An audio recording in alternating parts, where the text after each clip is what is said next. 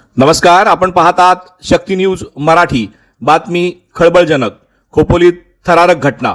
नगरसेवकीच्या पतीची सकाळीच निर्गुण हत्या, आरोपी फरार। रायगड जिल्ह्यातील आताच्या घडीला मोठी आणि धक्कादायक बातमी समोर येत आहे।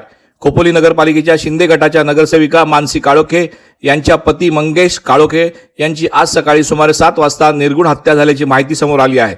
मिळालेल्या प्राथमिक माहितीनुसार मंगेश काळोखे हे आपल्या मुलाला शाळेत सोडून घरी परतत असताना त्यांच्यावर अचानक हल्ला करण्यात आला। या हल्ल्यात त्यांचा जागीच मृत्यू झाला। घटनास्थळाजवळील काही नागरिकांनी हल्लेखोर काळ्या रंगाच्या वाहनातून आल्याची माहिती दिली आहे। मात्र हल्ल्यानंतर आरोपी घटनास्थळावरून फरार झाले आहेत।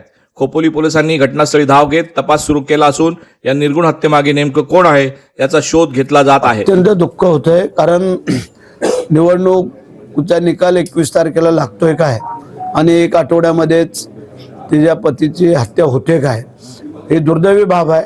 कारण ते त्यांना काळोख्याच्या पत्नीला म्हणजे काळोख्यांना ते निवडणुकीत हरवू शकले नाही आहेत आणि म्हणून त्या राष्ट्रवादीच्या जिवारी लागलेला असावा असं आम्हाला वाटतंय।